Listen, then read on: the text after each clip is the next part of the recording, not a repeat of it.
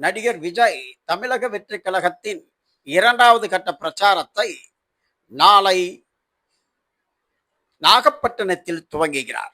நாளை சரியாக மதியம் 12:30 மணி அளவில் நாகப்பட்டினத்தில் பிரச்சாரத்தை புத்தூர் சாலையில் தொடங்கும் நடிகர் விஜய் அதை முடித்து கொண்டு நேராக திருவாரூர் செல்கிறார். திருவாரூரில் பிரச்சாரம் செய்ய காண இடத்தை காவல்துறை திருவாரூர் மாவட்டத்துள்ள தெற்கு வீதியில் பிரச்சாரத்துக்கு அனுமதி அளித்துள்ளதுடன் 25 நிபந்தனைகளை விதித்துள்ளது.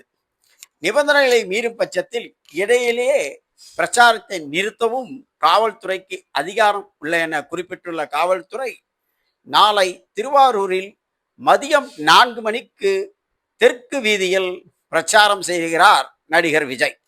இது திருவாரூர் விஜய் ரசிகர்களுக்கும் தொண்டர்களுக்கும் குஷி.